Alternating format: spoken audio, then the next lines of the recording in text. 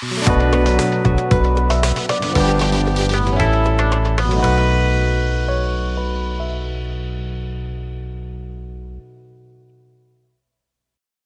हिंद साथियों, विद्यापीठ state point में आप सभी साथियों का स्वागत है। आइए हम इस वीडियो में कवर करने वाले हैं बिहार पुलिस का जो प्रैक्टिस सेट चल रहा है उसका ही प्रैक्टिस सेट नंबर जो होगा ये 27 होगा, जो कि 8/3/2020 को ये एग्जाम लिया गया था और ये बिहार पुलिस सिपाही नियुक्ति परीक्षा का हल प्रश्न है। ठीक है, और ये द्वितीय पाली में एग्जाम हुआ था, उसका ही हम ब्रीफ डिस्कशन देखेंगे। साथ ही हमारे चैनल पर नए हैं तो प्लीज़ चैनल को सब्सक्राइब करिए, बगल में बेल आइकन होगा उसको दबाइए ताकि जो भी हम वीडियो डालें उसका नोटिफिकेशन आपको मिल सके। साथ ही यदि आपको इसका PDF चाहिए तो हमारे टेलीग्राम ग्रुप चैनल से भी जुड़ सकते हैं।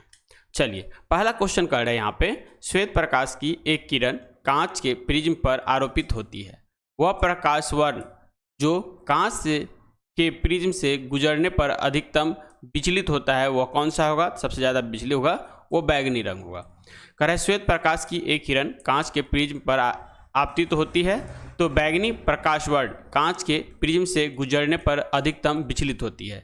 जब प्रकाश एक माध्यम से दूसरे माध्यम में गुजरता है तो प्रकाश अपने पथ से कुछ कोण से जो है विचलित हो जाते हैं, इससे जो है प्रकाश का विचलन कहते हैं। कह रहा है श्वेत प्रकाश को प्रिज्म से गुजारने पर प्रकाश का 7 अलग अलग रंगों में बिखरना वर्ण विक्षेपण कहलाता है। अधिक तरंगदैर्घ्य वाले प्रकाश का विचलन कम तथा कम तरंगदैर्घ्य वाले प्रकाश का विचलन अधिकतम होता है। लाल रंग का तरंगदैर्घ्य सबसे अधिक एवं बैगनी रंग का तरंगदैर्घ्य जो है सबसे कम होता है। ये देखिए, प्रिज्म से जब श्वेत प्रकाश को गुजारा गया है तो 7 रंग में विभक्त हो गया है, जिसे हम क्या किस नाम से जानते हैं? बैनी आह पिनाला। बैगनी हो गया, फिर यहाँ पे बैनी आह पिनाला होना चाहिए, आसमानी होना चाहिए। यहाँ पे देखिए, पहले बैगनी होता है, फिर नीला होता है, फिर आसमानी होता है, फिर हरा होता है, फिर पीला होता है, फिर नारंगी होता है, फिर लाल होता है। ये यहाँ पे एक बार देख लीजिएगा, ये दोनों में बैनी आह पिनाला इसका ट्रिक है। कह रहा कांच में बैगनी रंग के प्रकाश का वेग सबसे कम और अपवर्तनांक सबसे अधिक होता है। कांच में लाल रंग का वेग सबसे अधिक एवं अपवर्तनांक सबसे कम होता है। लाल, हरा एवं नीला रंग को प्राथमिक रंग कहा जाता है। पीला, मैजेंटा एवं पीकॉक नीला जो है द्वितीयक रंग कहा जाता है। इसी को ही सियान भी कहा जाता है, सियान रंग। पीला, मैजेंटा और सियान, ये तीनों जो होता है, ये तीनों रंग के मिश्रण से ये तीनों रंग मिलता है। जब यदि ये एक रंग और ये एक रंग मिल जाए तब सफ़ेद रंग का निर्माण होता है। किसका होता है? सफ़ेद रंग का। चलिए, दूसरा क्वेश्चन कर रहा है स्टेनलेस स्टील में निम्न में से कौन सा तत्व मौजूद नहीं है? तो आंसर हो जाएगा टंगस्टन। कह रहा है स्टेनलेस स्टील में टंगस्टन मौजूद नहीं होता है। सामान्य स्टील आयरन यानी Fe और कार्बन C का यौगिक होता है। स्टील में जब आयरन और कार्बन के साथ निकेल या क्रोमियम मिलाते हैं तो स्टेनलेस स्टील का निर्माण होता है। स्टेनलेस स्टील वायुमंडलीय कारकों ताप, नमी, अम्ल आदि से जो है अप्रभावित होता है। टंगस्टन का प्रयोग बल्ब के फिलामेंट का निर्माण करने में होता है। नेक्स्ट है टंगस्टन जो है इस्पात, इसमें जो है टंगस्टन, क्रोमियम और कुछ वैनेडियम भी होता है। निकेल इस्पात देखिए, इसमें क्रोमियम या निकेल या दोनों के कुछ प्रतिशत विद्यमान होते हैं। लोहा जो है उसमें 95% रहता है। लोहा, प्लेटिनम, कोबाल्ट, निकेल एवं टंगस्टन आदि अमलगम नहीं बनाते हैं। फिर है यहाँ पे दिया हुआ ट्रांसलेशन करना है आपको। कह रहा है Mahatma Gandhi adopt the path of non violence, तो इंसान इसका हो जाएगा महात्मा गांधी ने अहिंसा का मार्ग अपनाया। नेक्स्ट 4 नंबर क्वेश्चन कह रहा है भारत में वन्यजीव संरक्षण अधिनियम जिस वर्ष जो है लागू किया गया वह वर्ष होगा, आंसर हो जाएगा 1972 में। 1972 में जो है इसको लागू किया गया था। चलिए देखिए, कह रहा है भारत में वन्यजीव संरक्षण अधिनियम 1972 में लागू हुआ था।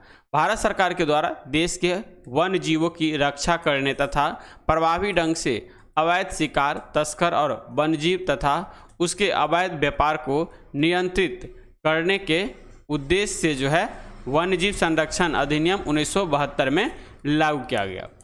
नेक्स्ट पॉइंट है वन संरक्षण अधिनियम 1980 में लागू किया गया था। पर्यावरण संरक्षण अधिनियम 1986 ईस्वी में लागू किया गया। राष्ट्रीय जल नीति वर्ष 1987 में अपनाई गई थी एवं इसकी समीक्षा 2002 में और बाद में जो है 2012 में इसे नवीनीकरण किया गया। नेक्स्ट पॉइंट है 42वें संविधान संशोधन अधिनियम 1976 के माध्यम से वन और जंगली जानवरों एवं पक्षियों के संरक्षण को जो है राज्य सूची से समवर्ती सूची में स्थानांतरित कर दिया गया। अनुच्छेद 51 के ए जी में वनों एवं वन जीवों सहित प्राकृतिक पर्यावरण की रक्षा और सुधार करना प्रत्येक नागरिक का मौलिक कर्तव्य होता है। कह रहा है पर्यावरण का संरक्षण तथा संवर्धन और वन एवं वन जीवों की रक्षा का चर्चा अनुच्छेद 18 के क में किया गया है। चलिए 5वां क्वेश्चन कह रहा है उन तत्वों का समूह छांटिए जिसमें जो है केवल धातुएं ही हो। तो धातु जिसमें होगा इसमें आंसर हो जाएगा यहाँ पे डी हो जाएगा। क्या हो जाएगा? बेरिलियम, कैल्शियम, स्ट्रांसियम और सोडियम यहाँ पर दे रखा है। देखिए कह रहा है बेरिलियम परमाणु संख्या 4 होता है, कैल्शियम इसकी परमाणु संख्या 20 होता है, स्ट्रांसियम इसकी 38 होता है और सोडियम का 11 होता है। सोडियम को जो है क्षार धातु भी कहा जाता है। बाद में क्या आता है बेरिलियम, ये हो गया कैल्शियम और इसका स्ट्रांसियम को क्षारीय मृदा धातु कहा जाता है। क्षारीय मृदा धातु आवर्त सारणी के समूह 2 में स्थित रासायनिक तत्व है। बेरिलियम जो है सबसे कम क्षारीय धातु है। पृथ्वी पर सबसे अधिक मात्रा में पाए जाने वाला तत्व जो है जिसमें ऑक्सीजन नंबर 1 पे है। पृथ्वी पर सबसे अधिक मात्रा में पाए जाने वाला धातु तत्व जो है वो है एल्यूमिनियम। नेक्स्ट है कह रहा है मानव शरीर में सर्वाधिक मात्रा में पाए जाने वाला तत्व ऑक्सीजन है। मिट्टी के तेल में रखा जाने वाला तत्व सोडियम है। हड्डियों एवं दांतों का निर्माण करने वाला प्रमुख तत्व कैल्शियम है। सर्वाधिक इलेक्ट्रॉनिक प्राप्त करने वाला तत्व क्लोरीन है। कह रहे सर्वाधिक विद्युत ऋणात्मक वाला तत्व फ्लोरीन है। फिर आता है सबसे प्रबल ऑक्सीकारक पदार्थ फ्लोरीन है। सर्वाधिक गैसीय तत्वों वाला वर्ग जो है वो 0 वर्ग हो जाएगा। सबसे हल्का तत्व होगा हाइड्रोजन हो जाएगा। सबसे भारी तत्व ऑस्मियम हो जाएगा। सबसे हल्का धातु तत्व जो होगा वह लिथियम हो जाएगा। द्रव धातु तत्व जो होगा वो होगा पारा एवं मरकरी। द्रव अधातु तत्व हो जाएगा ब्रोमीन। उसके बाद विद्युत का सबसे अच्छा सुचालक तत्व होगा चांदी। विद्युत का जो है सुचालक अधातु होगा ग्रेफाइट। चलिए नेक्स्ट क्वेश्चन का है भार का एसआई मात्रक है। तो भार का एसआई मात्रक क्या हो जाएगा? न्यूटन हो जाएगा। भार का एसआई मात्रक न्यूटन है। भार का वह बल जिसके कारण किसी वस्तु पर गुरुत्वाकर्षण बल का अनुभव होता है। कह रहा भार बराबर द्रव्यमान गुने गुरुत्वाकर्षण बल यानी W बराबर mg होता है। भार एक क्या है? भार एक सदिश राशि है। अलग अलग स्थान पर g का मान अलग अलग होने के कारण भार का मान भी बदलता रहता है।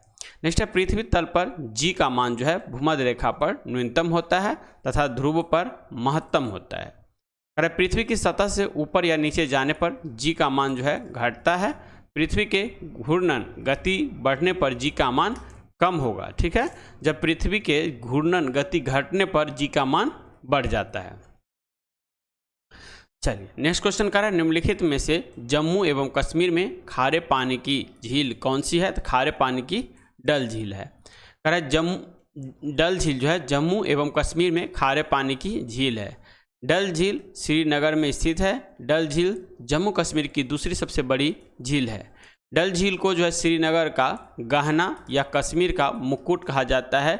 यह झील शिकारा की सवारी के लिए प्रसिद्ध है। बुलर झील जम्मू कश्मीर में स्थित है। यह भारत की मीठे पानी की सबसे बड़ी झील है। नेक्स्ट है भारत की सबसे बड़ी खारे पानी की झील चिल्का झील है। यह उड़ीसा राज्य में स्थित है। ठीक है, चलिए कह रहा है विश्व में मीठे पानी का सबसे बड़ी झील जो है सुपीरियर झील है। सुपीरियर झील है। भारत की सबसे बड़ी कृत्रिम झील गोविंद बल्लभ पंत सागर, यह जो है झील उत्तर प्रदेश के सोनभद्र जिले में स्थित है। फिर आता है कैस्पियन सागर विश्व के सबसे खारे पानी की झील है। विक्टोरिया झील जो है तंजानिया और युगांडा के बीच अंतर्राष्ट्रीय सीमा बनाती है। कह रहा आयतन की दृष्टि से विश्व की सबसे बड़ी मीठे पानी की झील बैकाल झील है। यह विश्व में सबसे गहरी झील भी है। नेक्स्ट 8वां क्वेश्चन कह रहा है दक्षिण भारत की सबसे ऊंची चोटी कौन सी है? तो आंसर हो जाएगा अनायमुडी। यानी दक्षिण भारत की सबसे ऊंची चोटी जो है जो अनायमुडी है, जिसकी ऊंचाई है 2695 मीटर। अनायमुडी या अन्नामलई पर्वत श्रृंखला की चोटी है। डोटाबेटा 2637 मीटर दक्षिण भारत की दूसरी सबसे जो है सर्वोच्च चोटी है। डोटाबेटा जो है चोटी नीलगिरी पर्वत की सर्वोच्च चोटी है। उत्तरी सह्याद्री की सर्वोच्च शिखर जो है कालसुबाई जो कि 1644 मीटर है एवं दक्षिणी सह्याद्री यह सर्वोच्च शिखर कुद्रेमुख 1892 मीटर है। नेक्स्ट आता है गुरु शिखर माउंट आबू की सर्वोच्च चोटी है जो कि 1722 मीटर है। नेक्स्ट है महाबलेश्वर पहाड़ी का उच्चतम बिंदु विल्सन पॉइंट है। कार्डेडम की पहाड़ी केरल और तमिलनाडु की सीमा पर स्थित है। नेक्स्ट है पूर्वी घाट एवं पश्चिमी घाट का मिलन स्थल नीलगिरी की पहाड़ी है जो कि तमिलनाडु राज्य में है। नीलगिरी की सर्वोच्च चोटी क्या होता है? वही डोटाबेटा है।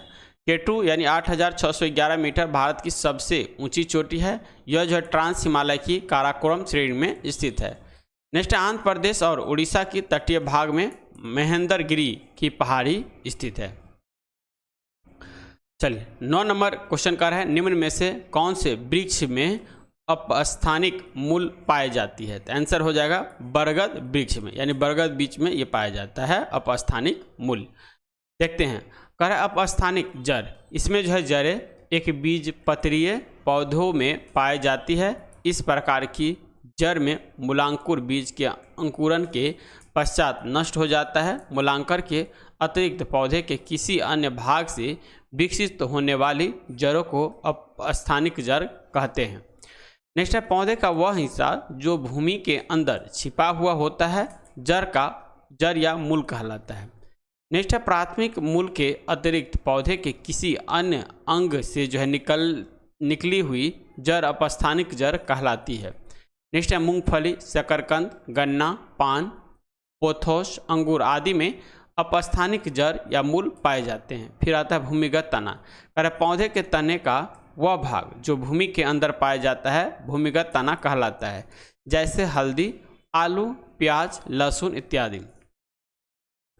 नेक्स्ट 10 नंबर क्वेश्चन कर है लास्की के विचार से संप्रभुता क्या होगा? तो बहुलवादी हो जाएगा। कह है लास्की के विचार से संप्रभुता बहुलवादी है। संप्रभुता के बहुलवादी सिद्धांत के मुख्य समर्थक लास्की, वार्कर, लिडेसी, क्रैब, टिग्वी, मिस फ्लॉटेड आदि हैं। संप्रभुता का बहुलवादी सिद्धांत अद्वैतवादी सिद्धांत के विरोध में लाया गया। अद्वैतवादिता सिद्धांत के प्रमुख विज्ञान बोधा, हॉब्स, हीगल आदि ने किया है। लास्की के अनुसार समाज का स्वरूप संघीय है, अतः सत्ता का स्वरूप भी संघीय होना चाहिए।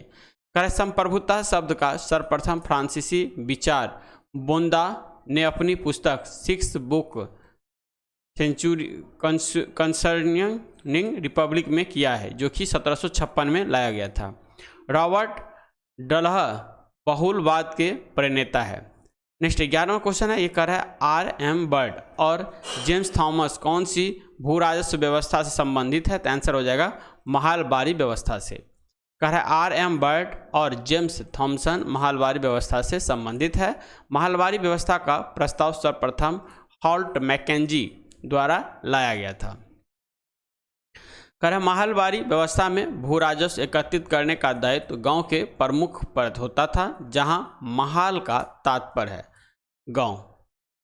यह व्यवस्था सर्वप्रथम उत्तर प्रदेश, मध्य प्रदेश, पंजाब में लागू की गई। इसके अंतर्गत ब्रिटिश भारत की भूमि का 30% भाग था। नेक्स्ट है लॉर्ड विलियम बेंटिक ने मार्टिन बर्ड के सहयोग से 1833 ईस्वी में रेगुलेशन 9 पारित किया। मार्टिन बर्ड को उत्तरी भारत में भूमि कर व्यवस्था का प्रवक्ता माना जाता है।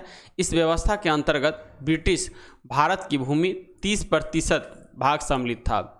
नेक्स्ट रैयतवारी व्यवस्था का जन्मदाता टॉमस मुनरो और कैप्टन रीड को माना जाता है। 1792 में रैयतवारी व्यवस्था 12 महल जिले में पहली बार कर्नल रीड द्वारा लागू की गई थी। इस व्यवस्था के अंतर्गत ब्रिटिश भूभाग का 51% हिस्सा शामिल था। नेक्स्ट है यह जो है 30 वर्षों के लिए लागू की गई और इसकी दर 1/3 निश्चित की गई थी। नेक्स्ट है अस्थायी बंदोबस्त जमींदारी की योजना जॉन शोर ने बनाई थी एवं इसको लागू कर्नवालिस ने किया। इस योजना को पूरे भारत में 19% भूमि पर लागू किया गया था। नेक्स्ट पॉइंट है, इसके तहत जो है जमींदार का भू राजस्व का लगभग 90% यानी 10/11 भाग अपने पास रखना था। कार्नवालिस को भारत में नागरिक सेवा का जनक कहा जाता है। फिर 12 नंबर आता है, कह रहा है सूती वस्त्र के साक्ष्य प्राप्त हुए हैं, तो आंसर हो जाएगा मोहनजोदड़ो में। सूती वस्त्र के जो है साक्ष्य मोहनजोदड़ो में प्राप्त हुए हैं। मोहनजोदड़ो से नर्तकी की एक कांस्य मूर्ति मिली है। सिंधु सभ्यता की लिपि बहुत चित्रात्मक है। कपास की खेती सर्वप्रथम जो है सिंधु सभ्यता के लोग द्वारा किया गया, इसीलिए यूनानी लोगों ने कपास को शिंडन कहकर संबंधित किया था। नेक्स्ट है, सिंधु सभ्यता में अग्निकुंड का साक्ष्य लोथल एवं कालीबंगा से प्राप्त हुआ है। लोथल एवं सुरकोटदा सिंधु सभ्यता का बंदरगाह था। मनके बनाने का कारखाना लोथल एवं चौहंदरो में मिले हैं।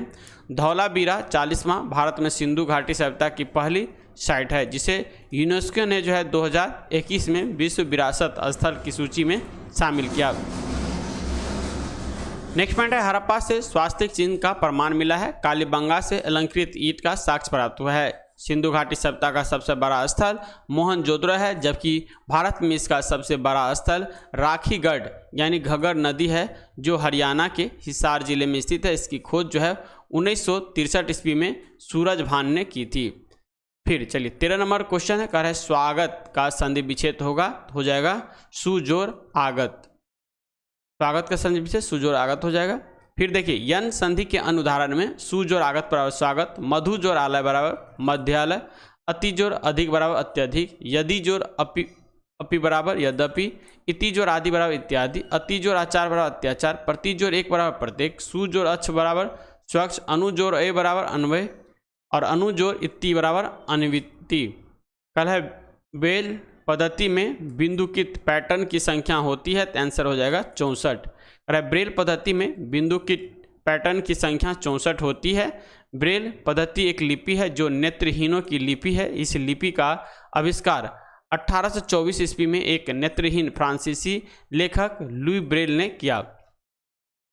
ब्रेल लिपि से पूर्व जो है वेलेंटीन होउ द्वारा बनाए गए लिपि का प्रयोग होता था, जो अधूरी थी। लुई ब्रेल को नाइट राइटिंग या सोनोग्राफी लिपि से जो है प्रेरणा मिला है। ब्रेल लिपि जो है 64 अक्षरों और चिन्ह वाली लिपि है। 4 जनवरी को अंतर्राष्ट्रीय ब्रेल दिवस मनाया जाता है। ये 2019 से मनाया जाता है।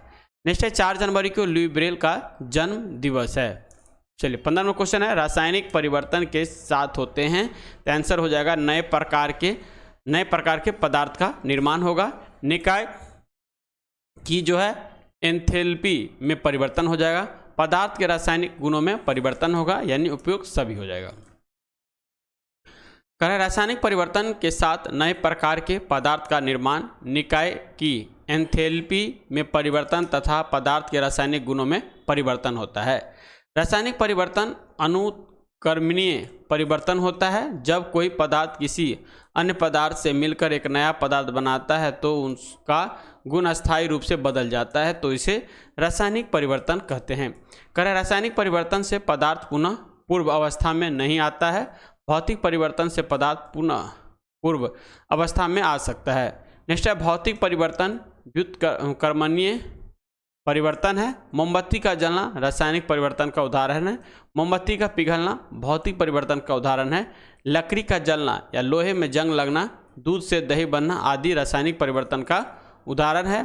पानी का जमना तथा उबलना भौतिक परिवर्तन का उदाहरण है। नेक्स्ट 16वां क्वेश्चन कर रहा है उत्पादन संभावना वक्र का ढाल कहलाता है, तो आंसर हो जाएगा MRT/XY। कह उत्पादन संभावना वक्र का ढाल MRT/XY कहलाता है। उत्पादन संभावना वक्र दो वस्तुओं के उन संयोगों को दर्शाता है जो दिए गए संसाधनों व तकनीक द्वारा उत्पादित किया जा सकता है। उत्पादन संभावना वक्र का ढाल बाएं से दाएं, ऊपर से नीचे की ओर होता है। यह वक्र अर्थशास्त्र की केंद्रीय समस्याओं का वर्णन करने का उपयोगी ग्राफीय यंत्र है। उत्पादन संभावना वक्र ढाल रूपांतरण की सीमांत दर अथवा सीमांत अवसर लागत कहलाता है। चलिए 17वां क्वेश्चन कर रहा है मुर्गियों व अंडों का अधिक उत्पादन होना क्या कहलाता है, तो आंसर हो जाएगा रजत क्रांति। मुर्गियों व अंडों का अधिक उत्पादन होना रजत क्रांति कहलाता है। धूसर भूरी क्रांति का संबंध उर्वरक उत्पादन से है। गुलाबी क्रांति मांस उत्पादन से संबंधित है। नीली क्रांति मत्स्य उत्पादन से संबंधित है। हरित क्रांति का संबंध खाद्य उत्पादन से है। श्वेत क्रांति का संबंध दुग्ध उत्पादन से संबंधित है। पीली क्रांति का संबंध तिलहन उत्पादन से संबंधित है। ऐसे ही देखिए क्रांति और उपनाम कर है। लाल क्रांति टमाटर एवं मांस उत्पादन से है। बादामी क्रांति मसाला उत्पादन से। सुनहरी क्रांति फल शहद उत्पादन से। रजत रेशा क्रांति कपास उत्पादन से। सुनहरा रेशा क्रांति जूट उत्पादन से। सेफ्रॉन क्रांति केसर से। और परामनी क्रांति जो है भिंडी उत्पादन से। नेक्स्ट 98वां क्वेश्चन कर रहा है गन मेटल किसकी मिश्र धातु है? तो आंसर हो जाएगा CuSn तथा Zn का। गन मेटल जो है कॉपर Sn जिंक यानी जिंक की मिश्रण धातु है। रोल गोल्ड तांबा एवं एल्यूमिनियम का, जिसमें तांबा 90% और एल्यूमिनियम 10%। गन मेटल जो है तांबा 90%, टीन 2% और जस्ता 8%। जर्मन सिल्वर में तांबा 60%, जिंक 20% और निकेल जो है 20% होता है। चलिए फिर आता है कांसा ब्रॉन्ज में तांबा 90% और टीन जो है 10%। पीतल में कॉपर 70%, जिंक 30% का मिश्रण है। फिर टांका यानी शोल्डर धातु है, जिसमें टीन 67% और लेड 33% मिश्र धातु है। 19वां क्वेश्चन है कह रहा है पक्षियों में तेल अथवा प्रीन ग्रंथि किस भाग में होती है? तो आंसर हो जाएगा पूंछ के आधार भाग में। पक्षियों में तेल अथवा प्रीन ग्रंथि पूंछ के आधार भाग पर होती है। तेल ग्रंथि से तेल निकलता रहता है। यह तेल अपने आप पंखों पर फैलता है। पानी में रहने वाले पक्षियों के लिए तो यह तेल प्राण रक्षक होता है। पक्षी नियतापी यानी वार्म ब्लडेड होती है। पक्षी के हृदय में 4 कक्ष होता है। चलिए यहाँ पे फिल इन द ब्लैंक दे रखा है। कह रहा है choose the appropriate model and fill in the blank. The train arrive so soon. Answer हो जाएगा will the train arrive so soon. Shall will क्या है? शैल विल जब ये लग जाएगा तब ये फ्यूचर टेंस का हो जाएगा। चलिए 21वां क्वेश्चन कर है पिछले कुछ वर्षों में अर्थव्यवस्था के किस क्षेत्र में बिहार में सबसे तेजी से विकास दर्ज किया गया है? तो आंसर हो जाएगा बी निर्माण में। कह रहे पिछले कुछ वर्षों में अर्थव्यवस्था के सेवा क्षेत्र में बिहार ने सबसे तेजी से विकास दर्ज किया है। सेवा क्षेत्र तृतीय क्षेत्र के अंतर्गत आता है। आर्थिक सर्वेक्षण 2022-23 के अनुसार पिछले वर्ष की तुलना में इस वर्ष तृतीय क्षेत्र 13.3% की वृद्धि दर्ज की गई है। प्राथमिक क्षेत्र में 9.6%, द्वितीय क्षेत्र में 3.8% और तृतीय क्षेत्र में 13.3%। बिहार के अर्थव्यवस्था में योगदान, यहाँ पर देखिए ये जो था ये क्षेत्र और बिहार में अर्थव्यवस्था का योगदान प्राथमिक क्षेत्र में है 21.2%, द्वितीय क्षेत्र में 18.1% और तृतीय क्षेत्र में जो आता है ये आता है 4.7%। अब यहाँ पे दे रखा है क्षेत्र के बारे में। कृषि एवं संबंधित क्षेत्र वानिकी मत्स्य पालन खनन उत्खनन प्राथमिक क्षेत्र के अंतर्गत जो आता है। फिर आता है द्वितीय में निर्माण गैस जल विद्युत आपूर्ति द्वितीय क्षेत्र के अंतर्गत आता है। तृतीय में देखिएगा तो व्यापार परिवहन वित्तीय सेवाएं बैंकिंग बीमा चिकित्सा लोक प्रशासन एवं प्रतिरक्षा रियल एस्टेट तृतीय क्षेत्र के अंतर्गत आता है। 22वां क्वेश्चन कर है जो व्यक्ति परिश्रमी होता है उसे सफलता मिलती है। मिश्रित वाक्य का अंग्रेजी रूपांतरण क्या होगा? तो आंसर हो जाएगा यहाँ पे see the person who is diligent get success. ठीक है, यहाँ पे इसका आंसर सी हो जाएगा।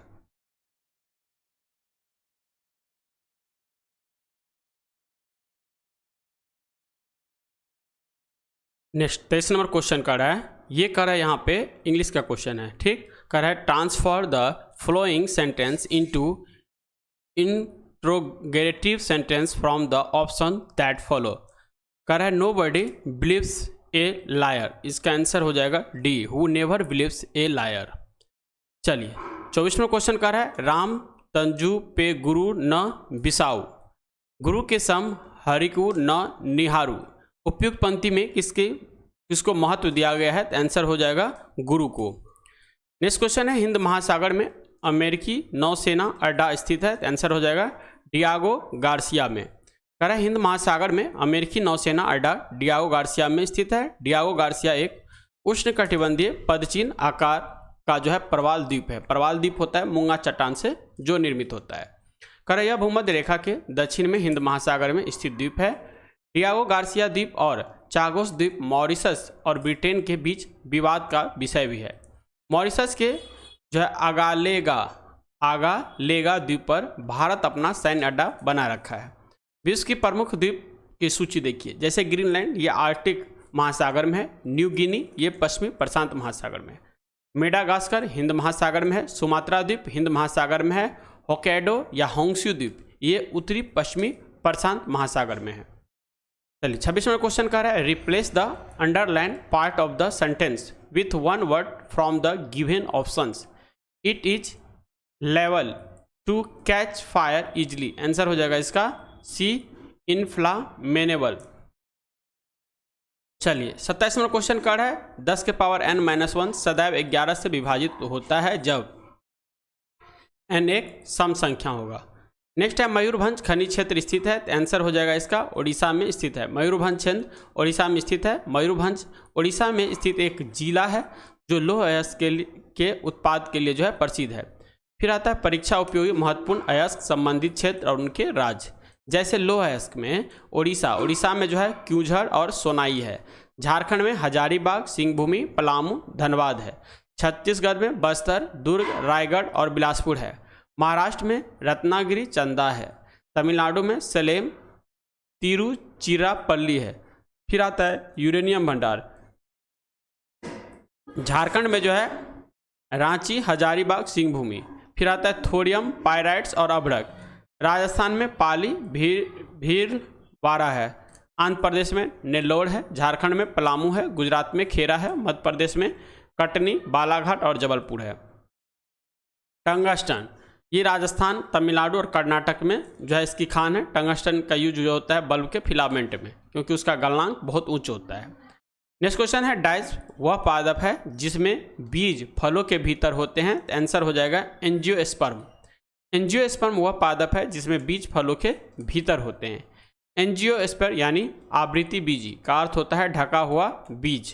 फिर आता है एंजियोस्पर्म आवृत्ति बीजी मूल रूप से अत्यधिक परिवर्तनशील होते हैं। इनमें जो है जड़ी बूटियां, झाड़ियां, पेड़, लताएं और रसीले पौधे शामिल है। फिर नेक्स्ट क्वेश्चन है, नेक्स्ट पॉइंट है कह रहा है एंजियोस्पर्म आवृत्ति बीजी जो है स्थलीय पौधे का सबसे बड़ा समूह बनाता है। ये शाख, झाड़ियां तथा वृक्ष तीनों प्रकार के होते हैं। कह रहा है इन पौधे के प्रमुख लक्षण निम्न है। ए में है इनमें प्रजनन अंग जो है पुष्प होता है। बी में कह रहा है इनमें दोहरा निषेचन दृष्टिगत होता है। 3 में कह रहा है ये मृतुप जीवी, परजीवी, सहजीवी, कीटभक्षी तथा स्वपोषी के रूप में पाए जाते हैं। ये मुख्यतः 2 प्रकार के, एक बीजपत्री और दूसरा जो होता है वह द्विबीजपत्री होते हैं। आवृत्ति बीजी पौधे में भोजन का संचय या तो भ्रूण पोष या बीज पत्रों में होता है। एंजियोस्पर्म पादप में फूलों का उत्पादन होता है और बीज एक सुरक्षात्मक संरचना के भीतर विकसित होते हैं। कह रहे हैं वैसे पौधे जिनके बीज स्पोरोफिल नग्न बीज पद जो उत्पन्न होते हैं जिम्नोस्पर्म कहलाते हैं। पाइनस, साइकस इत्यादि जिम्नोस्पर्म के ही उदाहरण है। नेक्स्ट पॉइंट है ब्रायोफाइटा। ब्रायोफाइटा भ्रूण बनाने वाले पौधे का सबसे साधारण व आधा समूह है। इनमें जो है संवहन उत्तक नहीं पाया जाता है।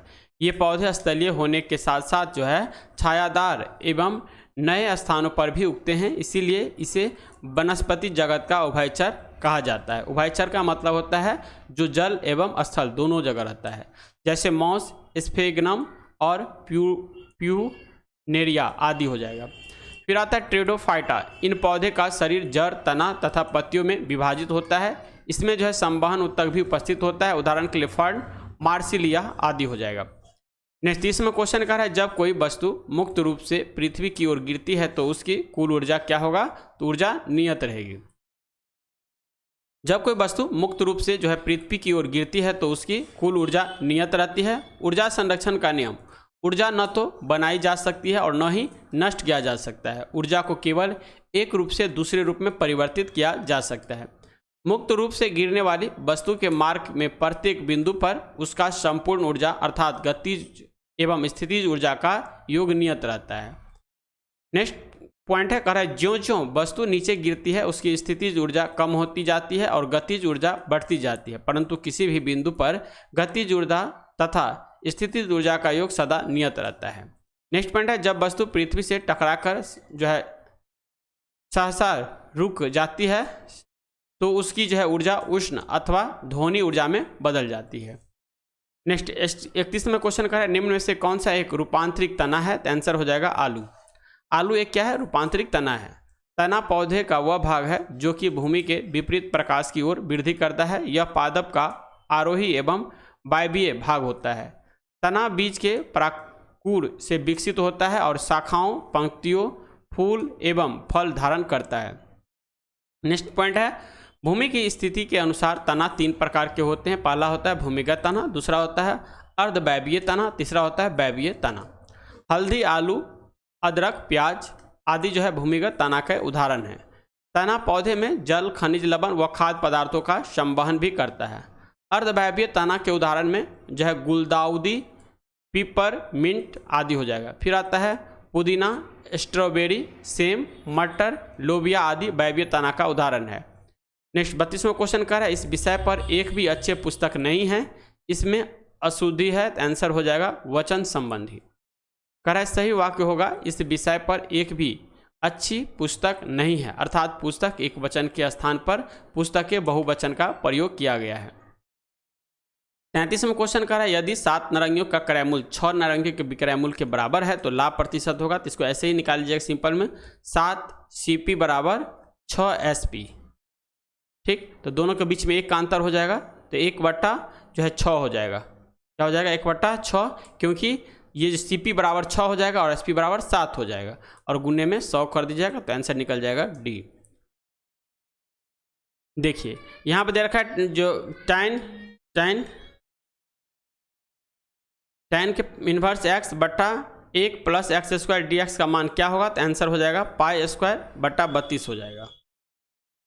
नेक्स्ट क्वेश्चन है, चीन ने भारत के LPG सुधारों के जो समान अपने संरचनात्मक सुधार कब से शुरू किया? तो आंसर हो जाएगा 1978 से।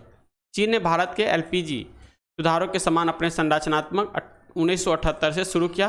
भारत सरकार ने 24 मार्च 1991 में नए आर्थिक सुधार की जो है घोषणा की, जिसके नई आर्थिक नीति न्यू इकोनॉमिक पॉलिसी LPG सुधार के नाम से जाना जाता है। कह रहा है 1991 में नए आर्थिक नीति NEP के तहत उदारीकरण और निजीकरण की पहल का प्राथमिक परिणाम वैश्वीकरण था। 1991 में नई आर्थिक नीति 1991 के जो है समय भारत के प्रधानमंत्री BV नरसिम्हा राव थे और वित्त मंत्री डॉक्टर मनमोहन सिंह थे। नई आर्थिक नीति का मुख्य उद्देश्य गरीबी को कम करना था, विदेश निवेश को आकर्षित करना और अर्थव्यवस्था का जो है विकास दर को बढ़ाना भी था।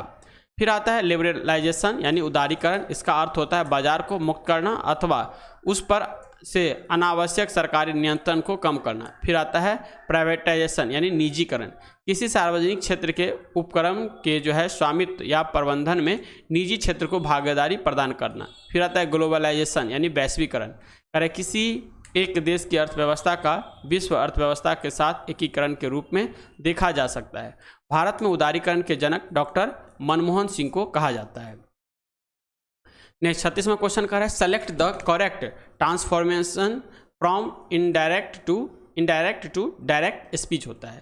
कह रहा है he said that he had to work hard.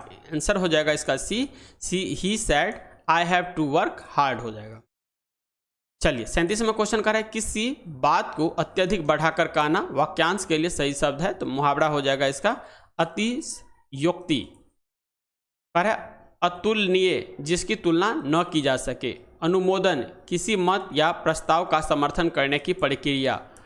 अवर्णनीय जिसका वर्णन न किया जा सके। अद्वितीय जिसका समान दूसरा न हो। अतिक्रमण सीमा का उल्लंघन करना जो है। क्षिप्रहस्त जिसका हाथ बहुत तेज चलता हो जो है। चिरंजीवी अधिक दिन तक जीने वाले। दावानल जंगल में लगने वाले आग। जठराग्नि यह है पेट की आग। 38वां क्वेश्चन कह रहा है, यह कथन किसका है कि प्राकृतिक अवस्था में जीवन एकांकी, दरिद्र, अपरिवर्त, असभ्य और क्षणिक था। तो आंसर हो जाएगा ये हॉब्स का कथन था। कह रहा है यह कथन हॉब्स का है कि प्राकृतिक अवस्था में जीवन एकांकी, दरिद्र, अपवित्र, असभ्य और क्षणिक था। हॉब्स एक जो है अंग्रेज उदारवादी, संविदावादी, राजनीतिक विचारक है। हॉब्स ने सर्वप्रथम राज्य उत्पत्ति के दैवीय सिद्धांत का खंडन करते हुए वैज्ञानिक व मनोवैज्ञानिक रूप में राज्य उत्पत्ति के संविदावादी सिद्धांत का प्रतिपादन किया है। गति के नियमों को जो है राजनीति विज्ञान में विशेष ढंग से लागू करने हॉब्स ने राजनीति विज्ञान को भौतिक विज्ञान के समीप ले जाने का प्रयास किया।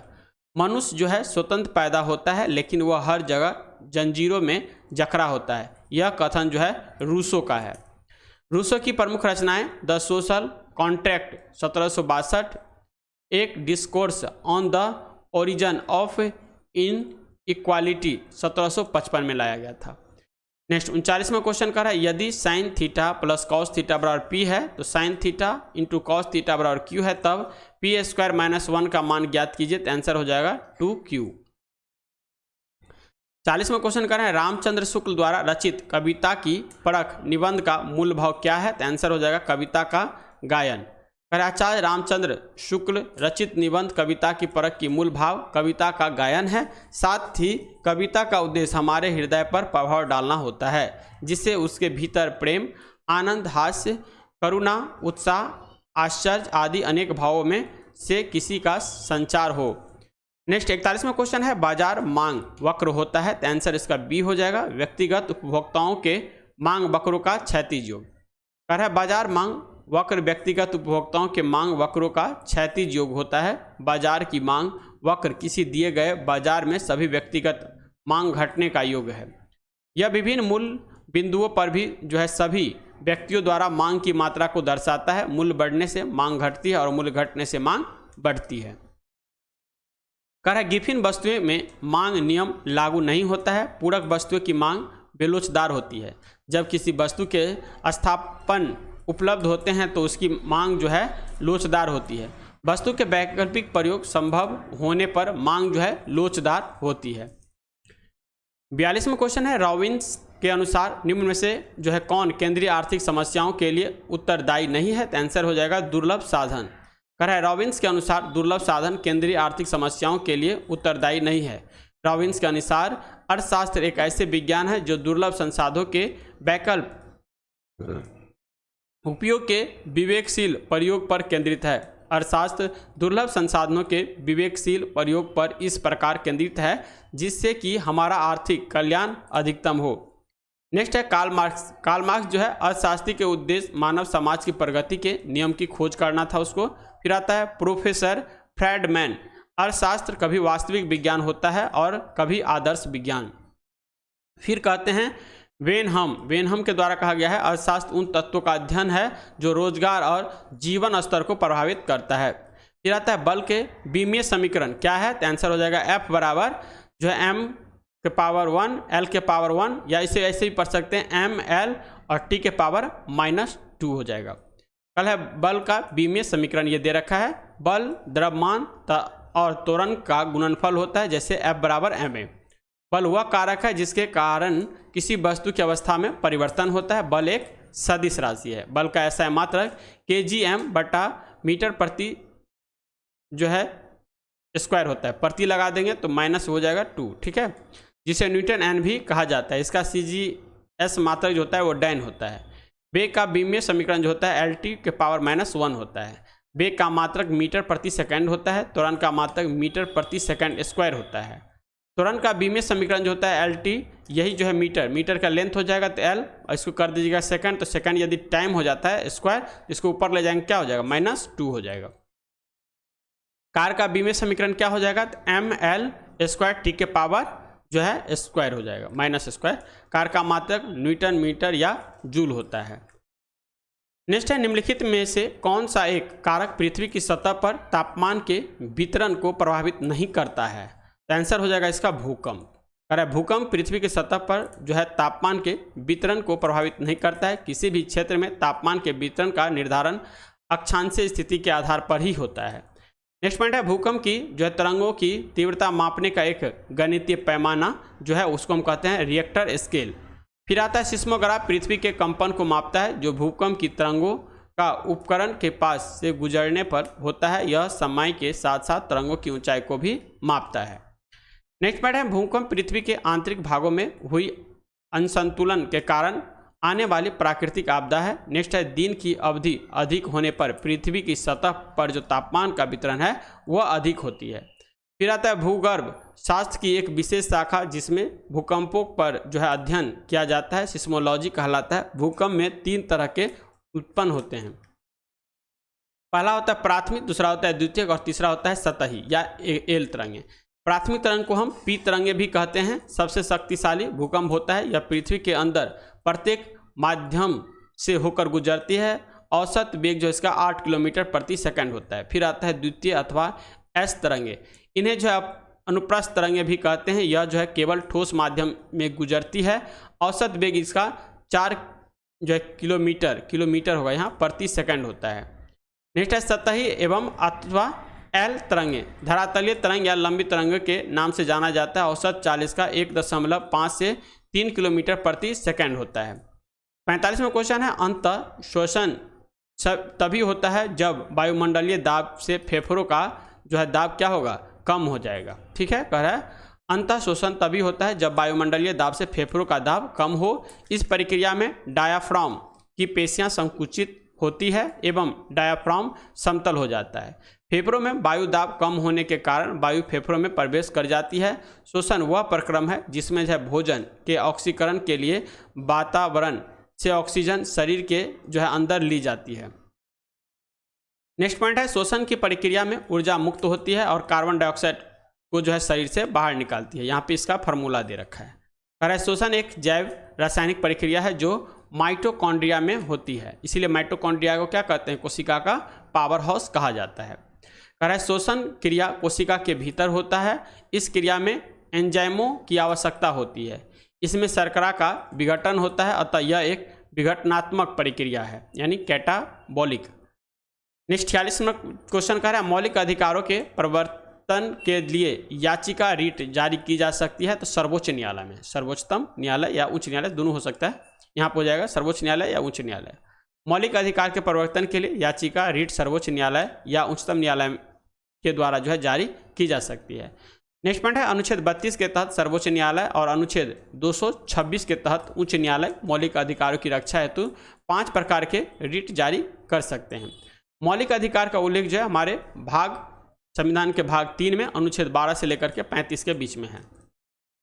भारतीय संविधान में मौलिक अधिकार को अमेरिका के संविधान से ग्रहण किया गया है। मौलिक अधिकार राज्य के विरुद्ध नागरिकों को प्राप्त अधिकार है। संविधान के अनुच्छेद 72 के अंतर्गत राष्ट्रपति को किसी अपराध के लिए दोष ठहराए गए व्यक्ति के दंड को क्षमा करने, उसका परिलंबन, परिहार, लघुकरण की शक्ति प्राप्त है। जब क्षमादान की पूर्व याचिका राष्ट्रपति ने रद्द कर दी है तो दूसरी याचिका नहीं दायर की जा सकती है।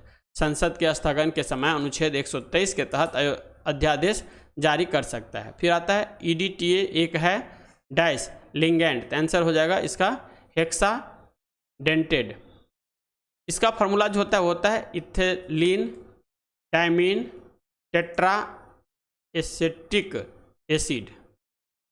हेक्साडेंटेन लिग्नेंट का अर्थ होता है यह जो है 6 बार बांधता है। EDTA नाइट्रोजन पर 2 बार और ऑक्सीजन पर 4 बार बांधता है।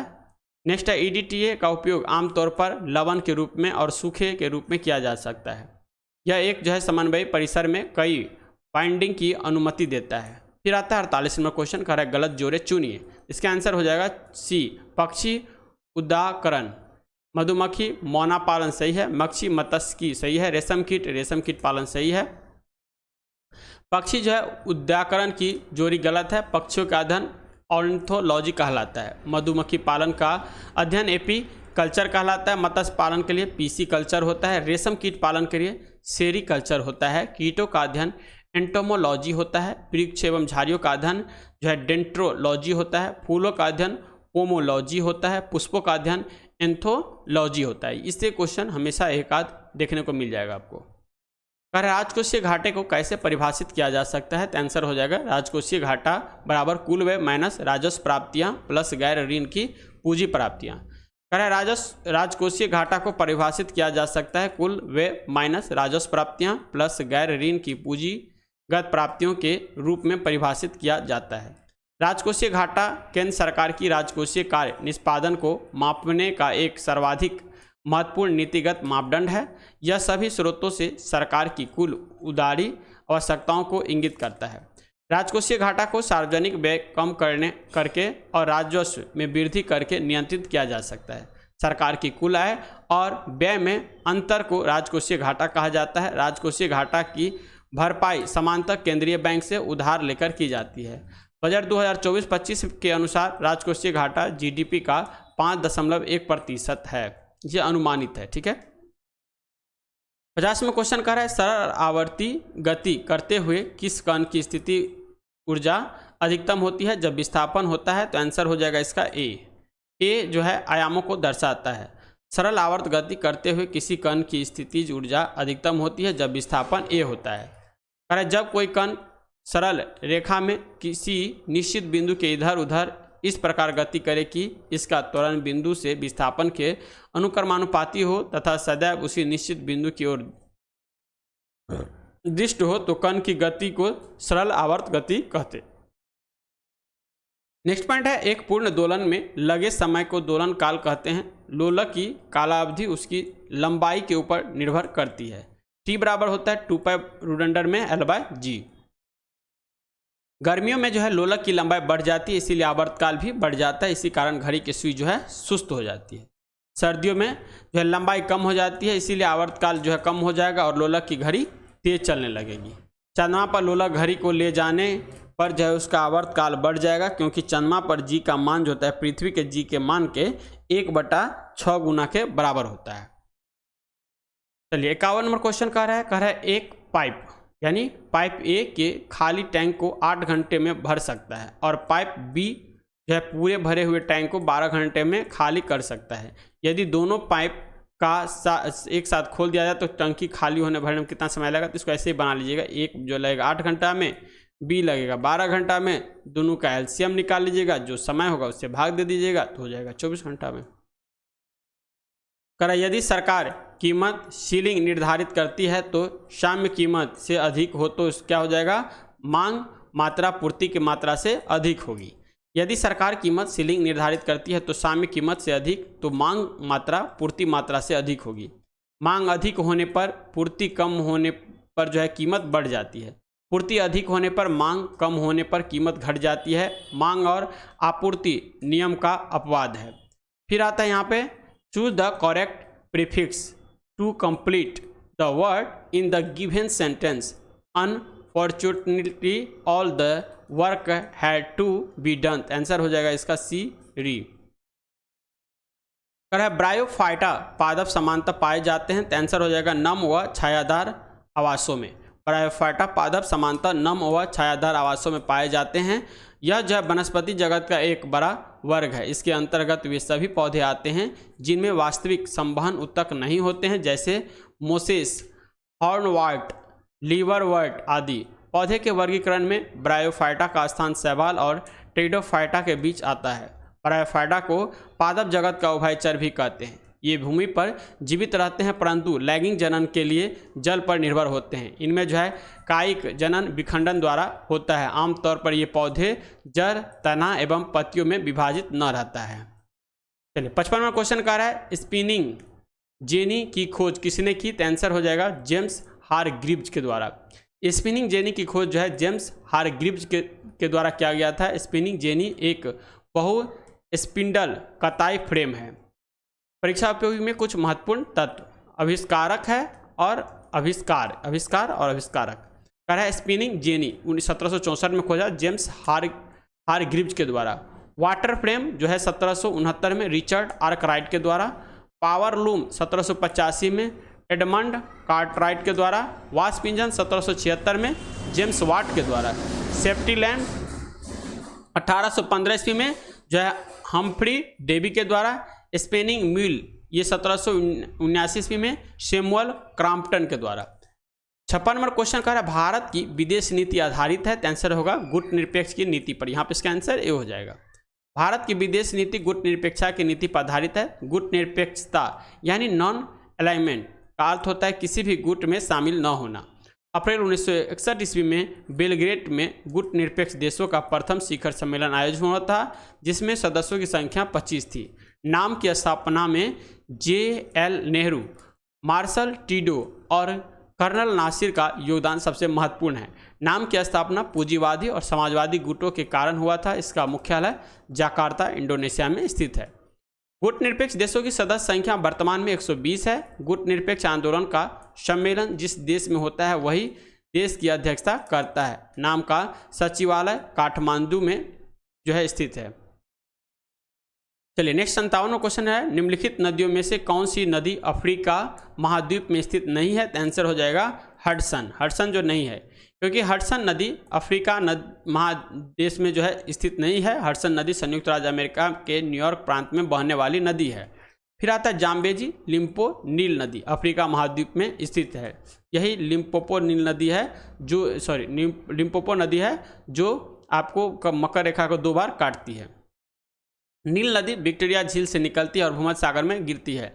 नील नदी विश्व की सबसे लंबी नदी है। लिम्पोपो नदी मकर रेखा को 2 बार काटती है, यहाँ पे दे रखा है। नील नदी, यह नदी श्वेत नील एवं ब्लू नील के मिलने से बनती है। तो याद रखिएगा यहाँ पे 3 नदी, लिम्पोपो नदी मकर रेखा को काटती है, कांगो नदी जो होता है वह विषुवत रेखा को 2 बार काटती है, और मकर रेखा को जो काटती है सो हमारे भारत में 2 बार काटती है। उस नदी का नाम जो आप लोग कमेंट करके बताइए। नेक्स्ट 58वां क्वेश्चन कर रहा है, भारत के संविधान में चुनाव प्रणाली का प्रावधान किन अनुच्छेदों में किया गया है? तो आंसर हो जाएगा 2, यानी अनुच्छेद 324 से 329 तक। भारत के संविधान में चुनाव प्रणाली का प्रावधान अनुच्छेद 324 से 329 तक किया गया है। भारतीय संविधान के भाग 15 में अनुच्छेद 324 से 329 तक चुनाव आयोग का गठन है और शक्ति का, कार्यकाल, पात्रता आदि से संबंधित है। भारतीय निर्वाचन आयोग एक संवैधानिक निकाय है जो लोकसभा, राज्यसभा, विधानसभा, राष्ट्रपति, उपराष्ट्रपति के चुनाव प्रक्रिया को संचालन करती है। चुनाव आयोग की स्थापना 25 जनवरी 1950 ईस्वी को जो है हुआ था, इसीलिए 25 जनवरी को जो है राष्ट्रीय चुनाव दिवस मनाते हैं। निर्वाचन आयोग का सचिवालय नई दिल्ली में स्थित है। निर्वाचन आयोग 3 सदस्यीय निकाय है। भारतीय संविधान में भाग 5 में अनुच्छेद 124 से 147 तक संघ न्यायपालिका से संबंधित है। भारतीय संविधान में भाग 11 में अनुच्छेद 356 से 363 तक संघ और राज्यों के बीच प्रशासनिक सेवा की संबंधित बात कही गई है। भारतीय संविधान में भाग 12 में वित्त से संबंधित है। वर्तमान में जुलाई 2024 तक 25वां मुख्य निर्वाचन आयुक्त जो है वह राजीव कुमार है। और पहला चुनाव आयोग कौन था? आप लोग बता सकते हैं तो बताइए, नहीं तो मैं बता दूंगा। उसका नाम है सुकुमार सेन, बता ही देते हैं। नेक्स्ट है, किसको ग्लूकोज के साथ गर्म करने पर रजत दर्पण बनाता है? तो आंसर हो जाएगा डी, टॉलेन अभिकर्मक के। यहाँ पे दे रखा है टॉलेन अभिकर्मक को जो है ग्लूकोज के साथ गर्म करने पर रजत दर्पण बनता है। ये इसका फार्मूला दे रखा है, यहाँ पे समीकरण सब है, इसको देख लीजिएगा एक बार। कह रहा है एल्डिहाइड टॉलेन अभिकर्मक से क्रिया करके रजत दर्पण बनाते हैं। कीटोन टॉलेन अभिकर्मक व फेलिंग विलयन को जो है अपचयित नहीं करते हैं। 60वां क्वेश्चन है, रॉकेट जिसके संरक्षण के सिद्धांत पर कार्य करता है वह हो जाएगा रेखीय संवेग, यानी संवेग संरक्षण के सिद्धांत पे काम करता है। रॉकेट जो है रेखीय संवेग संरक्षण के सिद्धांत पे कार्य करते हैं। संवेग संरक्षण के नियम के अनुसार एक या अधिक वस्तुओं के निकाय पर कोई बाहरी बल नहीं लग रहा हो तो उस निकाय का जो है कुल संवेग नियत रहता है, अर्थात संरक्षित रहता है। दूसरे शब्दों में एक वस्तु में जितना संवेग परिवर्तन होता है दूसरी में उतना ही संवेग परिवर्तन विपरीत दिशा में हो जाता है। रेखीय संवेग किसी वस्तु का संवेग वस्तु के द्रव्यमान p और उसके वेग के गुणनफल के बराबर होता है। p बराबर जो होता है mv। संवेग संरक्षण के नियम की व्याख्या न्यूटन के गति के दूसरे नियम से मिलता है। रेखीय संवेग एक जो है सदिश राशि है। रेखीय संवेग किसी वस्तु के द्रव्यमान और वेग का गुणनफल होता है। संवेग एक सदिश राशि है तथा ऐसा मात्रक kg प्रति मीटर सेकंड होता है। रेखीय संवेग का विनिमय सूत्र जो होता है ml t के पावर -1, इसे ऐसे भी हो जाएगा ml बट्टा t। करें 1 प्लस x के होल के पावर 50 के प्रसार में x के विषम घातों के गुणांक का योग कितना होगा? तो ये 2 के पावर 39 हो जाएगा। नेक्स्ट है जैव पुष्टिकरण डैश के लिए पादप प्रजनन है, तो आंसर हो जाएगा उपयुक्त सभी, यानी रोग प्रतिरोधकता, पीड़कों के प्रति प्रतिरोधकता, उन्नत खाद्य गुणवत्ता। कर है जैव पुष्टिकरण रोग प्रतिरोधकता, पीड़कों के प्रति प्रतिरोधकता और उन्नत खाद्य गुणवत्ता के लिए पादप प्रजनन है। जैविक कारकों जैसे सूक्ष्म जीवों, जंतु एवं पादप कोशिकाओं अथवा उनके अवयवों के नियंत्रण उपयोग से मानव के लिए उपयोग, उत्पादन या सेवाओं का उत्पादन जैव पुष्टिकरण है। नेक्स्ट 63वां क्वेश्चन कर रहा है मगध की आरंभिक राजधानी कौन सी थी, तो आंसर हो जाएगा गिरिब्रज। मगध की आरंभिक राजधानी गिरिब्रज थी। मगध के सबसे प्राचीन वंश के संस्थापक बृहद्रथ थे। कह रहा है मगध प्राचीन भारत के 16 महाजनपद में से एक था। मगध साम्राज्य का निम्नलिखित राजवंशों ने शासन किया, जिसमें बृहद्रथ वंश है, हर्यक वंश है, शिशुनाग वंश है, नंद वंश है और मौर्य वंश है। महाजनपदों का उदय के बारे में हमें जानकारी बौद्ध ग्रंथ अंगुत्तर निकाय जैन धर्म भगवती सूत्र से मिलता है। गिरिब्रज को ही राजगीर के नाम से जाना जाता है। अजातशत्रु ने पाटलीग्राम शहर की स्थापना की थी। उदयन ने पाटलीग्राम को पाटलिपुत्र के नाम दिया और पाटलिपुत्र को मगध साम्राज्य की राजधानी बनाया। पटना नाम शेरशाह सूरी ने दिया। पटना का पुराना नाम कुसुमपुर, पुष्पुर, पाटलिपुत्र, अजीमाबाद आदि थे। अंग की जो राजधानी थी वो चंपा थी। वज्जी की राजधानी वैशाली, विदेह, मिथिला थी। नेक्स्ट क्वेश्चन है निम्न में से ट्रांजिस्टर का कौन सा भाग अल्पतम अपमिश्रित होता है, तो आंसर हो जाएगा आधार। है ट्रांजिस्टर का आधार भाग अल्पतम अपमिश्रित होता है। ट्रांजिस्टर एक अर्धचालक युक्त होती है जो एक चालक और कुचालक की तरह व्यवहार कर सकती है। ट्रांजिस्टर का उपयोग स्विच के रूप में और प्रबंधक एम्पलीफायर के रूप में किया जाता है। ट्रांजिस्टर में 3 अर्धचालक सतहें होती हैं जिन्हें क्रमशः उत्सर्जक, आधार और संग्राहक कहा जाता है। ट्रांजिस्टर ऑडियो तरंगों को इलेक्ट्रॉनिक तरंगे में परिवर्तित कर देता है। चालक में ताप बढ़ाने पर प्रतिरोधकता बढ़ती है और चालकता घटती है। अर्धचालक में जो है ताप बढ़ाने पर प्रतिरोधकता घटती है और जो है चालकता बढ़ती है। विद्युत अपघटय में ताप बढ़ाने पर प्रतिरोधकता घटती है और चालकता जो है वो बढ़ती है। 65वां क्वेश्चन कर रहा है राज्य के राज्यपालों को अध्यादेश जारी करने की शक्ति प्रयुक्त की जाती है, तो आंसर हो जाएगा राज सूची पर। राज्य के राज्यपालों को अध्यादेश जारी करने की शक्ति राज सूची पर जो है प्रयुक्त की जा सकती है। राज्यपाल सोने के पिंजरे में निवास करने वाली चिड़िया के समतुल्य है। यह कथन सरोजिनी नायडू का है। भारत की प्रथम महिला राज्यपाल सरोजिनी नायडू थी। राज्यपाल राज्य का संरक्षण और मार्गदर्शक के रूप में कार्य करता है। अनुच्छेद 153 के अनुसार जो है देश के प्रत्येक राज्य का एक राज्यपाल होगा। साथ ही एक व्यक्ति 2 या 2 से अधिक राज्यों के राज्यपाल के रूप में नियुक्त किया जा सकते हैं। अनुच्छेद 213 के तहत जो है राज्यपाल द्वारा विधानसभा की सत्र नहीं चलने की स्थिति में राज्य सूची के विषयों पर अध्यादेश जो है किया जा सकता है। अध्यादेश जारी करता है कौन, तो राज्यपाल के द्वारा या राष्ट्रपति के द्वारा अध्यादेश जारी किया जाता है जिस समय में सत्र नहीं चलता हो और कोई भी कानून लाना होता है। लेकिन अध्यादेश जारी कर देगा तो उसको जो है संसद से जो है 6 महीना के अंदर पास करना जरूर रहता है, तभी वो अध्यादेश कानून बनेगा। चलिए नेक्स्ट पॉइंट कर रहा है अध्यादेश मंत्रिमंडल द्वारा तैयार किया जाता है। नेक्स्ट है समानतः राज्यपाल का कार्यकाल 5 वर्ष का होता है। भारतीय संविधान के अनुच्छेद 156 के अंतर्गत यह प्रावधान किया गया है कि राज्यपाल राष्ट्रपति के परिषद पर्यंत जो है पद धारण करेगा।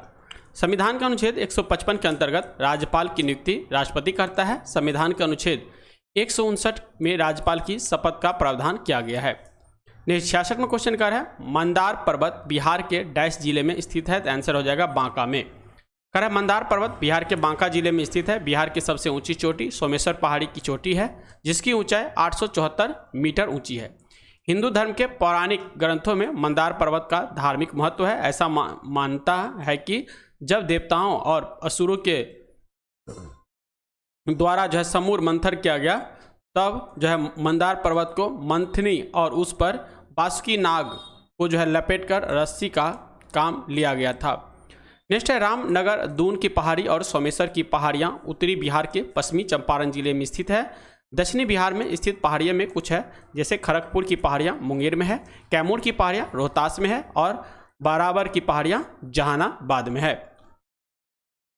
नेक्स्ट 67 में क्वेश्चन कर रहा है 1919 से 22 के दौरान दरभंगा राज्य में किसान आंदोलन का नेता कौन था? तो आंसर हो जाएगा स्वामी विद्यानंद।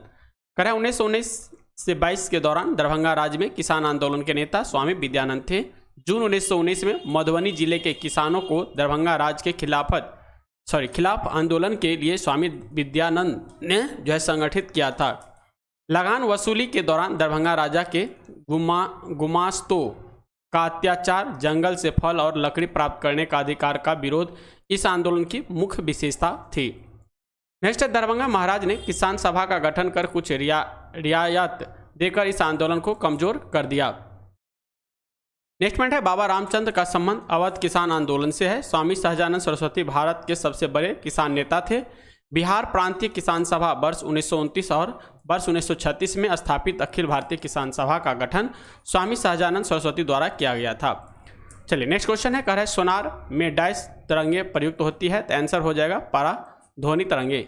सोनार में परा ध्वनि तरंगे प्रयुक्त होती है। सोनार का पूर्ण रूप जो होता है वो होता है साउंड नेविगेशन एंड रेंजिंग। सोनार के द्वारा पानी में डूबे हुए वस्तु का पता लगाया जाता है। सोनार का उपयोग अल्ट्रासोनिक ग्राफी में भी होता है। गोताखोरों सोनार का प्रयोग संकेत प्राप्त करने में करते हैं। सोनार में जो है प्रेषित से पराध्वनि तरंगें भेजी जाती है। ये अवरोध से टकराती है और परावर्तित हो जाती है, जिससे ससूचक द्वारा प्राप्त कर विद्युत संकेतों में बदल लिया जाता है। नेक्स्ट पॉइंट है, कह रहा है अवसरप तरंगे यानी इंफ्रासोनिक। ये 20,000 हर्ट्ज से नीचे की आवृत्ति वाले ध्वनि जो है तरंगों का अपसरण तरंग कहते हैं। फिर आता है सरब तरंगे। 20 हर्ट्ज से 20,000 हर्ट्ज के बीच आवृत्ति वाले तरंगों को सरब तरंगे कहते हैं। इन तरंगों के कणों को जो है मनुष्य के कान सुन सकते हैं। फिर आता है पराशरब तरंगे यानी अल्ट्रासोनिक वेव। ये 20,000 हर्ट्ज से ऊपर की तरंगे को हम पराशरब तरंगे कहते हैं। मनुष्य के कान इस तरंगों को आसानी से सुन नहीं सकते हैं, परंतु कुछ जानवर जैसे कि कुत्ता, बिल्ली, चमगादड़ आदि सुन सकते हैं।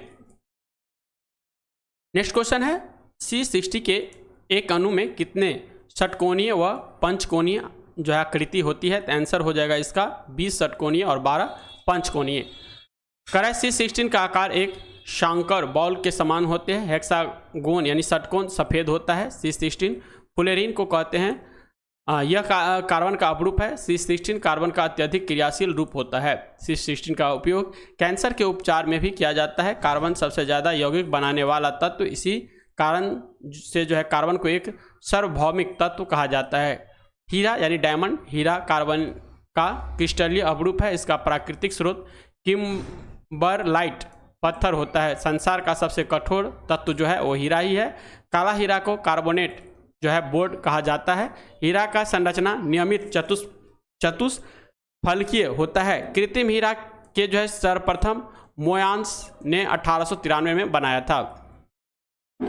57वां क्वेश्चन कह रहा है मीराबाई का जन्म हुआ था? तो आंसर हो जाएगा राजस्थान में हुआ था। मीराबाई का जन्म राजस्थान में हुआ था। मीराबाई का जन्म राजस्थान के मेड़ता यानी कुड़की में 1498 ईस्वी में हुआ था।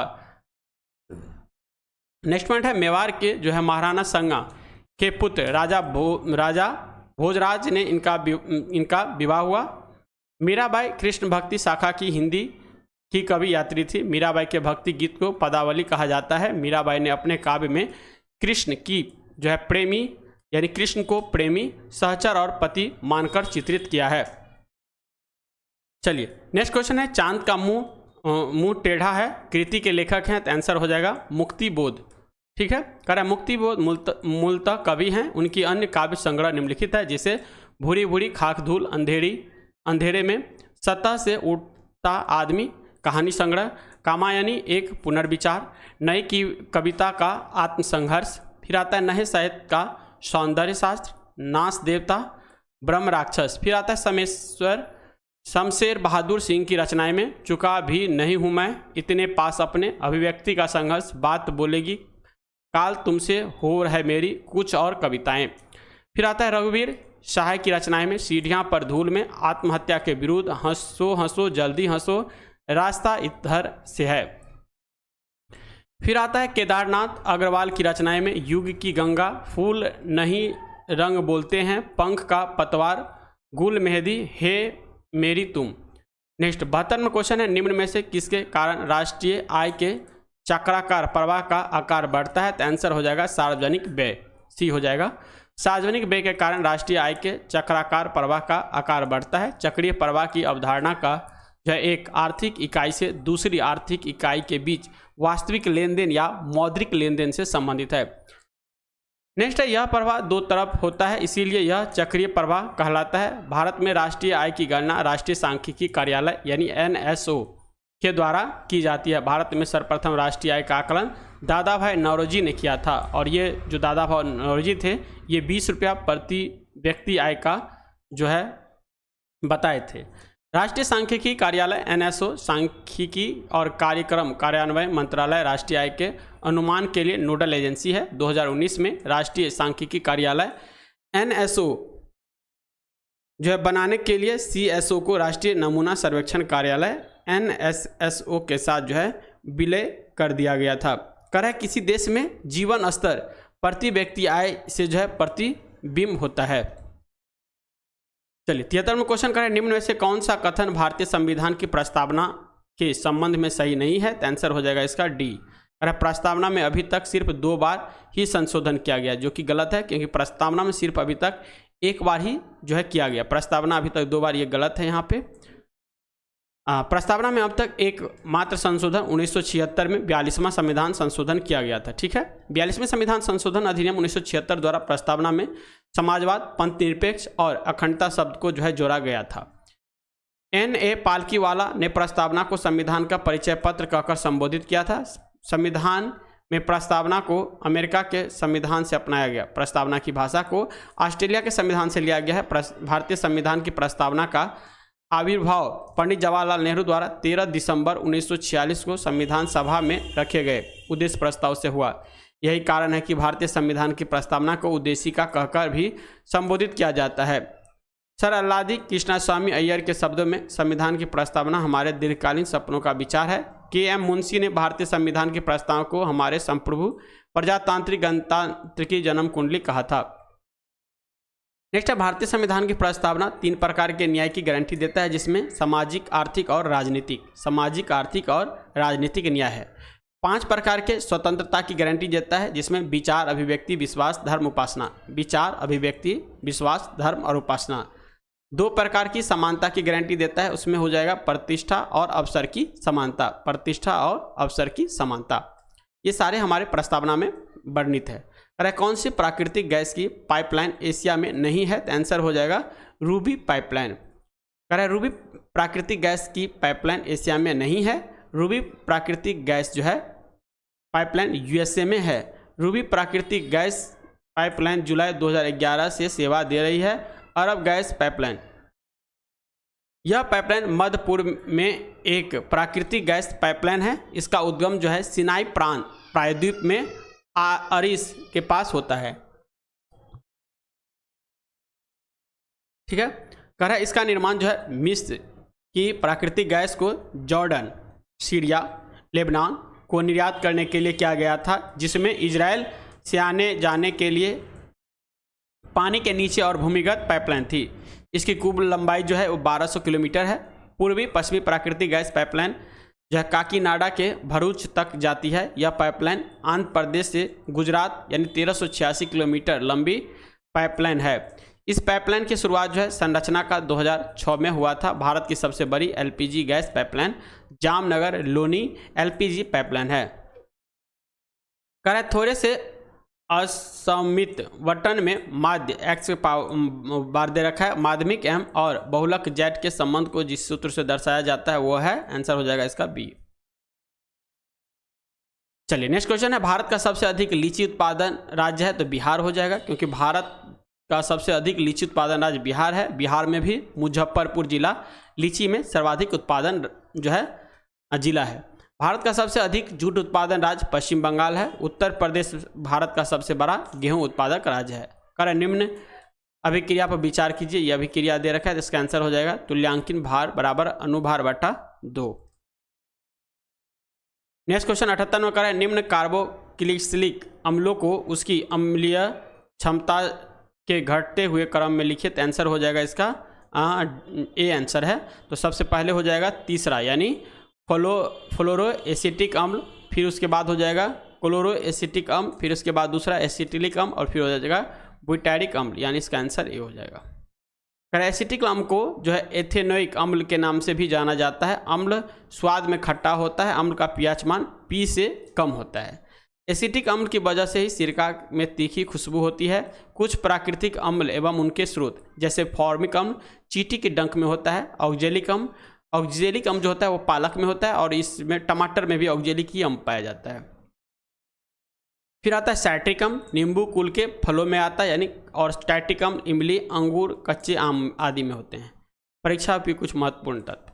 नींबू का पीएच मान होता है 2.2 से 2.4 तक, सिरका का पीएच मान 2.4 से 3.4 तक, शराब का पीएच मान 2.8 से 9.8 तक, टमाटर जूस का पीएच मान 4.0 से 4.4 तक, बियर का पीएच मान 4.0 से 5.0 तक, दूध का 6.4 तक, मानव मूत्र का 5.5 से 7.5, मानव लार का 6.5 से 7.5 और रक्त का जो कि क्या होता है क्षारीय होता है 7.3 से 7.5 और 7 जो होगा वो क्या होता है उदासीन होता है जो कि शुद्ध पानी होता है। फिर फिल इन द ब्लैंक है, कह रहा है they dash the radio all evening, इसका आंसर हो जाएगा लिसन। कह रहा है बिहार में 2011 की जनगणना के अनुसार सर्वाधिक जनसंख्या घनत्व वाला जिला हो जाएगा शिवहर हो जाएगा। बिहार में 2011 की जनगणना के अनुसार सर्वाधिक जनसंख्या घनत्व वाला जिला शिवहर है।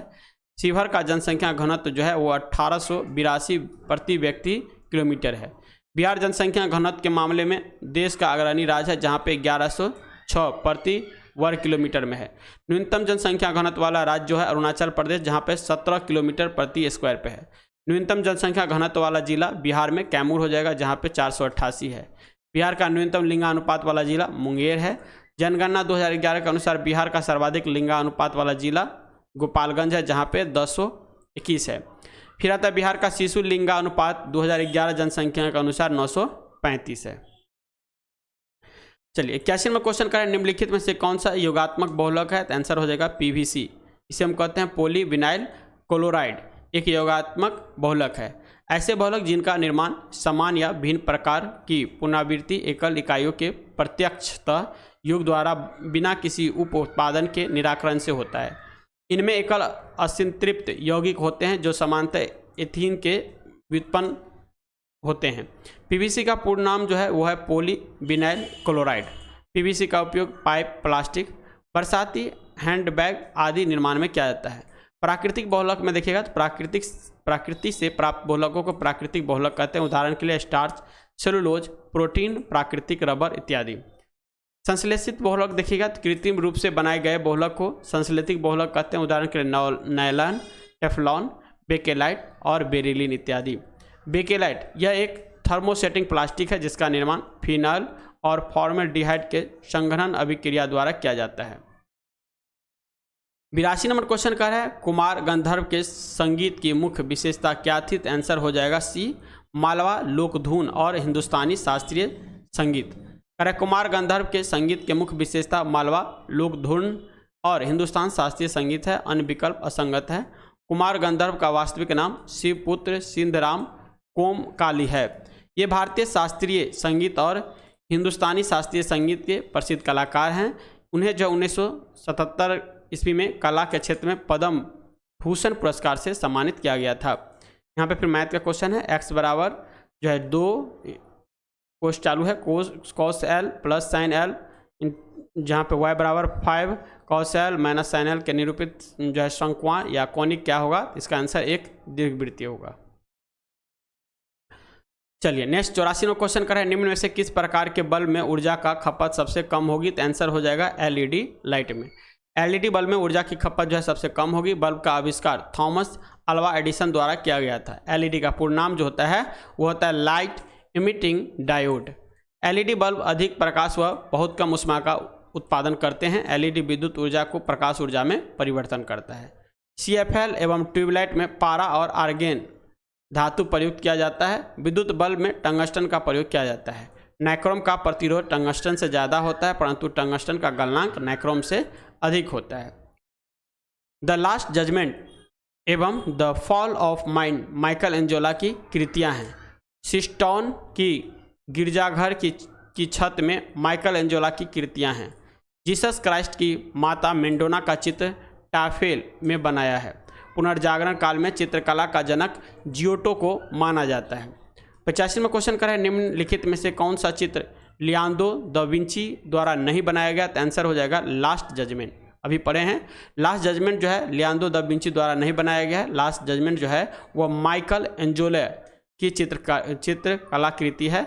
लाम्प Supper, Mona Lisa, Virgin of Rocks Leonardo da Vinci के चित्र कलाकृति है। फिर आता है 86वां कोड, एक वास्तविक फलक दे रखा है। इसका आंसर हो जाएगा प्रत्येक बिंदु पर संस्थित है। नेक्स्ट 87वां क्वेश्चन कर है निम्नलिखित में से कौन सा वाक्य अशुद्ध है? तो आंसर हो जाएगा विष्णु के अनेक नाम हैं। कर दिए गए वाक्यों में विष्णु के अनेक नाम वाक्य अशुद्ध है क्योंकि अनेकों के स्थान पर अनेक होगा। ठीक है, अनेकों नहीं होगा, अनेक होगा। ब्रिटेन द्वारा चीन विजय की शुरुआत हुई थी। तो आंसर हो जाएगा अफीम युद्ध से। ब्रिटेन द्वारा चीन विजय की शुरुआत अफीम युद्ध के साथ हुई थी। प्रथम अफीम युद्ध 1839 से 42 की अवधि में हुआ था। प्रथम अफीम युद्ध की में जो है पराजित होने के पश्चात चीन को अंग्रेजों के साथ नॉन किंग की संधि 1842 में करनी पड़ी थी। द्वितीय अफीम युद्ध जो है 1856 से 60 अवधि में हुआ था। चीन में ब्रिटेन अफीम निर्यात कर व्यापार संतुलन बनाना चाहता था। नेक्स्ट, अफीम युद्ध के द्वारा ब्रिटेन पर अपना प्रभाव बढ़ाना प्रारंभ किया। प्रथम अफीम युद्ध जो है लॉर्ड ऑकलैंड के समय में हुआ था जो कि 1836 से 42 में। द्वितीय अफीम युद्ध जो है लॉर्ड कैनिंग के समय में हुआ था 1856 से 62 में। नेक्स्ट क्वेश्चन है यदि मुद्रास्फीति 6% प्रति वर्ष की दर से बढ़ती है तो 40 रुपये की वस्तु को 2 वर्ष के अंत में लागत क्या होगा? तो आंसर हो जाएगा 44 रुपया तथा 45 रुपया के मध्य में। 90वां क्वेश्चन है वायुमंडल में तापमान की समान पतम दर है। तो आंसर हो जाएगा 6.5 डिग्री C/km। करें ऊपर की ओर जाने पर तापमान में कमी होती है। पृथ्वी की सतह के ऊपर प्रत्येक 165 मीटर की ऊंचाई पर जाने पर 1 डिग्री सेंटीग्रेड ताप जो है घटता है। पृथ्वी के नीचे जाने पर प्रति 32 मीटर की गहराई पर तापमान 1 सेल्सियस बढ़ जाता है। तापमान जो है ताप मापने का समान उपकरण थर्मामीटर है। सूर्य के तापमान को पायरोमीटर में मापा जाता है। मनुष्य का तापमान सेल्सियस पैमाने पर 37 डिग्री सेल्सियस और फ़ारेनहाइट पे जो होता है 98.6 डिग्री। फिर ये इंग्लिश का क्वेश्चन है, इसको पढ़ लीजिएगा और इसको सोल्व करिएगा तो इसका आंसर हो जाएगा सी। कराए निम्नलिखित में से कौन सा कथन राजनीति निर्देशक सिद्धांतों के विषय में सही नहीं है? तो आंसर हो जाएगा यदि कोई राजनीति निर्देशक सिद्धांत को लागू नहीं करता है तो उसके विरुद्ध न्यायालय में मामला दायर किया जा सकता है। ये गलत है। कराए यदि कोई राजनीति निर्देशक सिद्धांत को लागू नहीं करता है तो उसके विरुद्ध में न्यायालय में मामला दायर किया जा सकता है। राज्य के नीति निर्देशक सिद्धांत के विषय में यह कथन सही नहीं है। अनुच्छेद 37 के अनुसार राज्य के नीति निर्देशक तत्वों के खिलाफ न्यायालय में मामला दायर नहीं किया जा सकता है। राज्य के नीति निर्देशक सिद्धांत का उल्लेख भाग के 4 में अनुच्छेद 36 से 51 तक वर्णित किया गया है। नीति निर्देशक सिद्धांतों को आयरलैंड के संविधान से अपनाया गया है। नागरिकों के लिए एक समान सिविल संहिता अनुच्छेद 44 में है। राज्य के नीति निर्देशक तत्व गैर न्यायोचित है। इसे लागू करने का विचार राज्य के आर्थिक संसाधन और इच्छा शक्ति पर निर्भर करता है। नेक्स्ट है कृषि एवं पशुपालन का संगठन अनुच्छेद 48 में किया गया है। अंतर्राष्ट्रीय शांति और सुरक्षा का अभिवृद्धि अनुच्छेद 51 में किया गया है। नीति निर्देशक तत्व के महत्व में देखिएगा तो लोक कल्याणकारी राज्य की स्थापना करना, आर्थिक व सामाजिक लोकतंत्र की स्थापना करना, भारत सरकार के कल्याणकारी कार्यों का आधार अधिकांश योजनाएं इससे प्रेरित है। इसमें संविधान का दर्शन निहित होता है। चलिए 93वां क्वेश्चन कर है क्यूनिफॉर्म शब्दावली का संबंध है। तो आंसर हो जाएगा मेसोपोटामिया लेखन से। ठीक है, मेसोपोटामिया की लिपि जो है कोला क्षर थी। यूनिफॉर्म लेखन की उत्पत्ति लगभग 4वीं शताब्दी ईसा पूर्व के अंत तक जो है हुआ होगा। हड़प्पा सभ्यता की लिपि जो है बहुत चित्रात्मक है, इसीलिए इसे आदि ऐतिहासिक काल भी कहते हैं। हड़प्पा सभ्यता का मेसोपोटामिया सभ्यता से व्यापारिक संबंध था। कह रहा है 2 कारों एक स्थान से एक समय पर ही एक दिशा में क्रमशः 70 किलोमीटर प्रति घंटा 60 किलोमीटर प्रति घंटा की चाल से रवाना होती है तो 6 घंटे बाद उन दोनों कारों के बीच की दूरी क्या होगी? तो इसका आंसर निकल जाएगा 60 किलोमीटर की दूरी हो जाएगा। 95वां क्वेश्चन कह रहा है भाषण और अभिव्यक्ति की स्वतंत्रता में शामिल नहीं है। तो आंसर हो जाएगा हड़ताल करने का अधिकार। भाषण और अभिव्यक्ता के स्वतंत्रता में जो है हड़ताल करने का अधिकार शामिल नहीं है। संविधान के अनुच्छेद 19 के 1 के तहत भाषण और अभिव्यक्ति का अधिकार व्यक्ति का मौलिक अधिकार दिया गया है। अनुच्छेद 19(2) के तहत शांतिपूर्वक सभा प्रदर्शन करने एवं धरना देने का मौलिक अधिकार है। हड़ताल करना एक गैर जिम्मेवार कार्य है जिससे देश की उत्पादन क्षमता असर पड़ता है। मौन रहकर भी व्यक्ति अपनी अभिव्यक्ति को प्रकट कर सकता है। सर्वप्रथम केरल हाईकोर्ट ने हड़ताल को अवैध घोषित किया था। उच्चतम न्यायालय ने अनुच्छेद 19(1) के अंतर्गत प्रेस की स्वतंत्रता को भी शामिल किया है और अनुच्छेद 21 क में प्रारंभिक शिक्षा का अधिकार 86वें संविधान संशोधन 2002 द्वारा जोड़ा गया है। फिर आता है संविधान के अनुच्छेद 19 से अनुच्छेद 22 तक स्वतंत्रता का अधिकार वर्णित है। अनुच्छेद 19(1) के 4 में अर्थात संपत्ति के अधिकार को 44वें संविधान संशोधन अधिनियम द्वारा मूल अधिकारों की सूची से हटाकर अनुच्छेद 300 क के तहत विधिक यानी कानूनी अधिकार जो है बना दिया। 96वां क्वेश्चन कह रहा है निम्न में से कौन सी संधि यूरोप में साम्यवाद को रोकने के लिए बनाई गई? तो आंसर हो जाएगा नाटो। कह रहा है उत्तरी अटलांटिक संधि संगठन यानी नाटो की स्थापना 4 अप्रैल 1949 ईस्वी को हुआ था। एक अंतर सरकारी सैन्य संगठन है। इसका मुख्यालय बेल्जियम की राजधानी ब्रुसेल्स में है। नाटो का फुल फॉर्म जो होता है नॉर्थ अटलांटिक ट्रीटी ऑर्गेनाइजेशन में कुल 32 देश शामिल है। नाटो शिखर सम्मेलन 2022 में आयोजित स्पेन की राजधानी मैड्रिड में किया गया था। अंतिम सदस्य देश इसका स्वीडन है। नाटो शिखर सम्मेलन जो है 2023 का आयोजन विनियस लिथुआनिया में हुआ था। फिर आता है सेटो का स्थापना जो है 8 सितंबर 1954 का हुआ था एवं इसका मुख्यालय बैंकॉक थाईलैंड में है। फिर आता है सेंटो का स्थापना 24 फरवरी 1955 को हुआ था एवं इसका मुख्यालय अंकारा तुर्की में है।